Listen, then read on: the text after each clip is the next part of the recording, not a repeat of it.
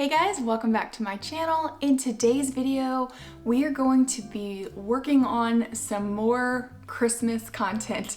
We are going to be making some DIY Christmas gifts that hopefully you guys would want as a present. I know that I definitely would want as a present, that are inexpensive and pretty simple. So let's get started.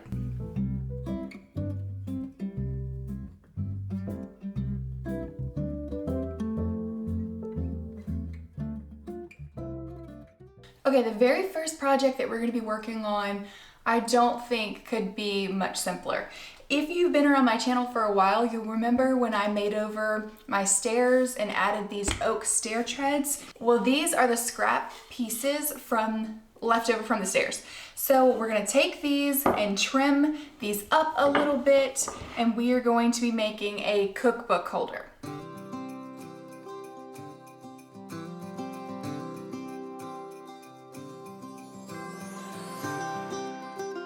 So this is gonna be our back piece, and then this one is gonna sit underneath of it.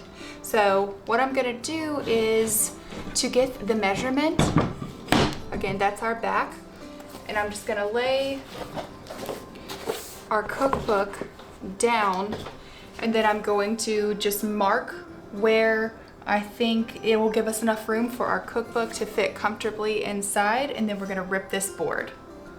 So I'll mark right here, set my table saw at this measurement, and then I'll rip right there.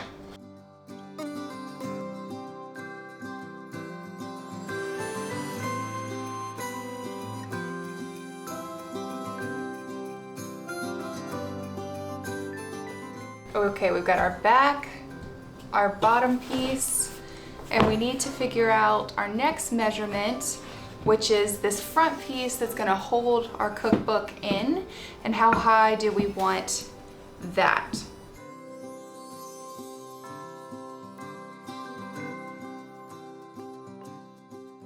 The only reason that I'm using a table saw and ripping down this wood is because I already have it. It's oak leftover, which is a expensive, good hardwood. But if you wanted to make this inexpensively, you could just buy pine, and then you would just buy 1x2s, which are thinner pieces of wood, and you wouldn't even have to rip it with your table saw.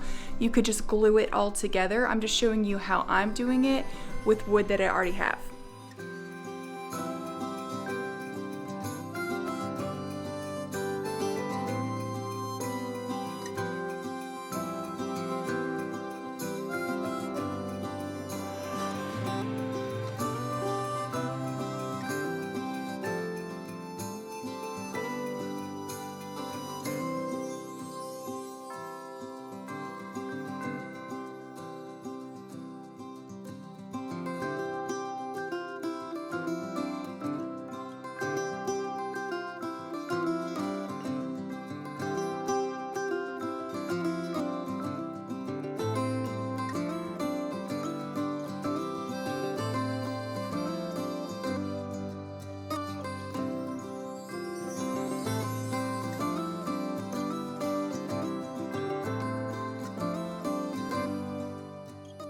Okay, so we've got our overall basic shape, and for this front piece, I don't want to nail through the front of this right here because I'll have to fill the holes and I just don't think it'll look as nice.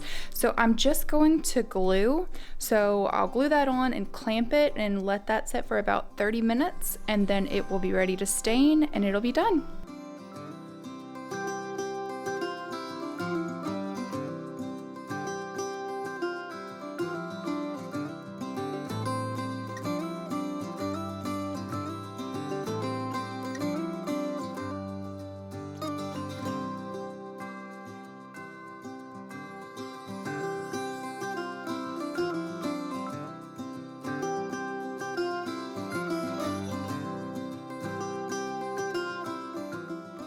Okay, so if you felt like that last project was beyond your abilities, this next project is so simple, like almost anyone can do it.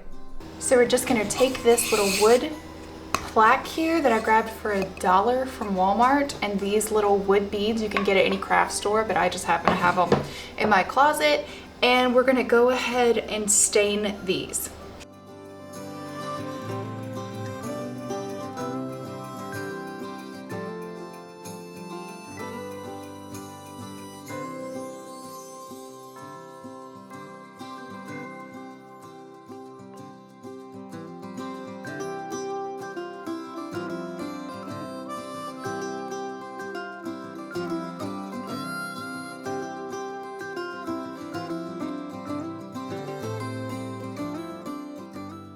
After the stain was dry, I just took some glue and I'm gluing these little legs to the bottom of this little plaque here.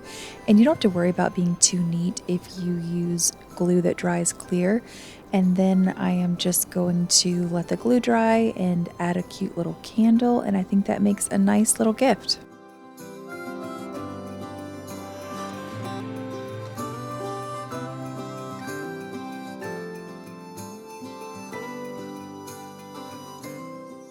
I am so excited about this next build. I know it's supposed to be like, this is Christmas gifts, but this is a Christmas gift for me. I've been wanting one for a long time. They're really expensive. I know you guys have probably seen online these rustic wooden benches that are all over Pinterest, and you can find them on Etsy, and they're pretty expensive. And today we're gonna try to make one ourselves. And here's our supplies. So the top of the bench is gonna be this 2x6.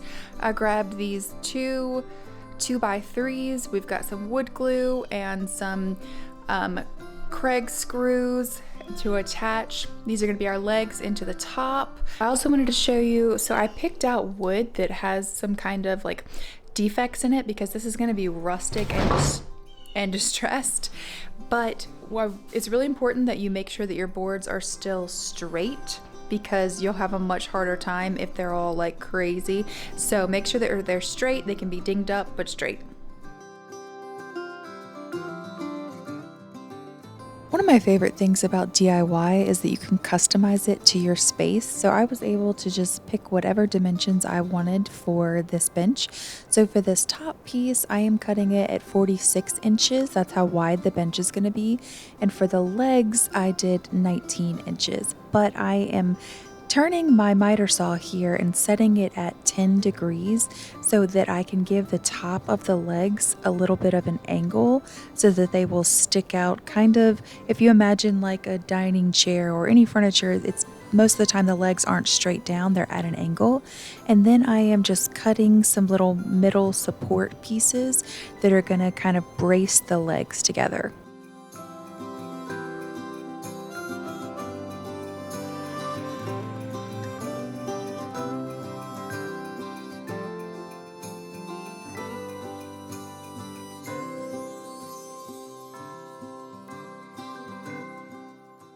Okay, this is how it's looking. This top piece is not attached because I think it's going to be easier to just dress the pieces separately. So I got these attachments for my drill. They're like wire brush attachments. I'll link them down below. You can grab them off of Amazon. But that is going to give us like grooves in the wood to make it look aged.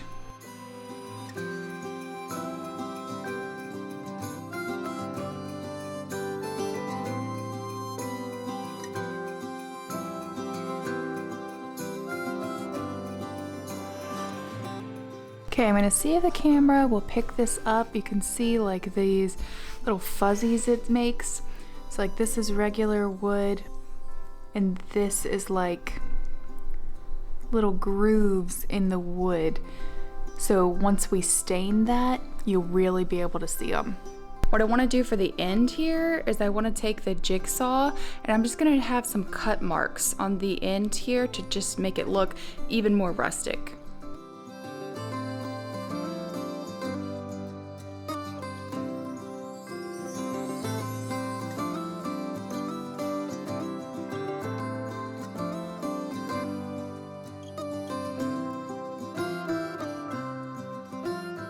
Okay, I've got all of the distressing done. I did take the jigsaw and go down like the edges too to really get those messed up. And so what I'm about to do is maybe sounds like, wait a minute, you just distressed it and now you're gonna sand it smooth. But I want it to be worn. I don't want any pieces sticking off. So I'm gonna take my sander and just lightly, I'm gonna use a 220 grit and lightly just knock off any, like show you when you run your hand over it, you don't get any splinters or anything. That's the last thing you want when you're sitting on a bench.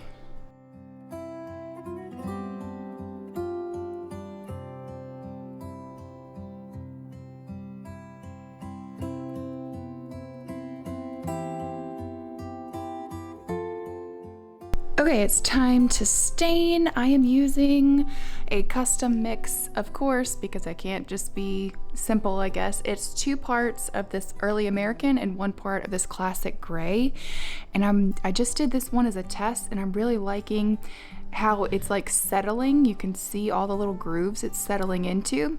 And let's go ahead and get the rest of this stained.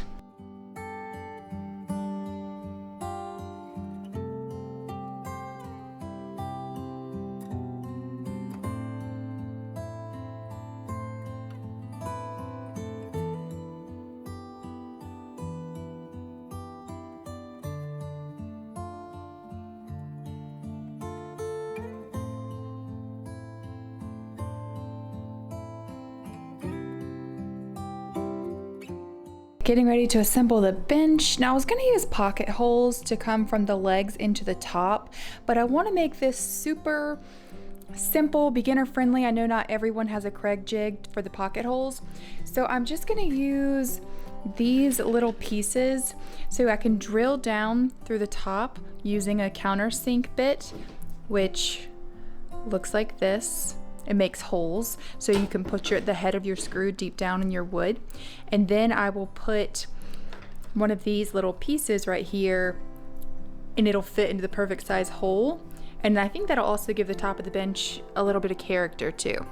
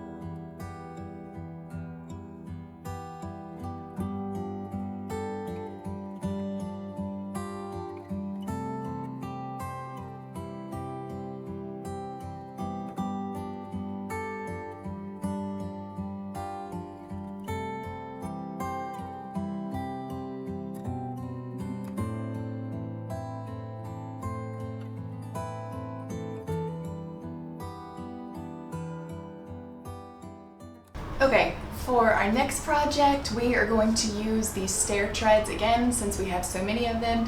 But again, you can do this with whatever scrap wood you have at your house. I mean, a hardwood is the best. That's why I'm excited to have this oak, because if you're cutting it all the time, which we're making a cutting board, if you're cutting it all the time, you know, it can withstand all of those cuts and it'll last longer. So that's what we're gonna do, just make a very simple cutting board. So I wanted to round these corners, and so I just looked around my house until I found something that would work with the shape that I wanted for the corners. Mine just so happened to be the top to my salt shaker, but I'm using that and just using a pencil to trace that shape, and then just using my jigsaw to kind of knock off those corners. It doesn't have to be perfect, because after I'm done, I'm going to go in with my sander and smooth it all out, the corners, the sides, and the top, and make everything nice and smooth. And then I will go in with the stain.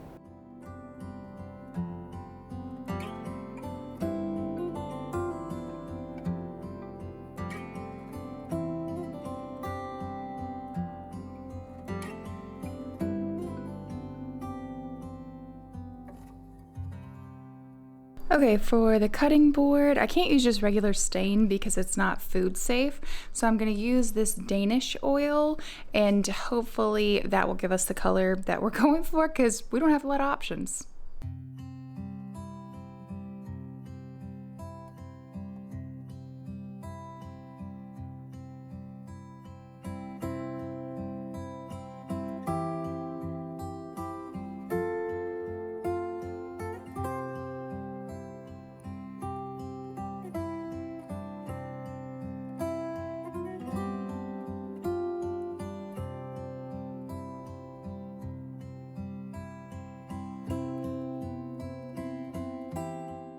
Now that the cutting board is done, I'm just adding in this wood little spoon fork thing and some greenery and some leather cord, tying that around so it's nice and tight and holds it where it needs to be. And I think this is just a really adorable little gift for like a teacher gift or something small for someone. I really think I would like this for me. Let me know what you think. That's it for today's video. I hope you guys picked up some ideas for Christmas gifts for people in your life. Let me know down in the comments which one was your favorite, which one you would like to receive as a gift the most. But thanks so much for watching, guys. I'll see you in next week's video. Bye!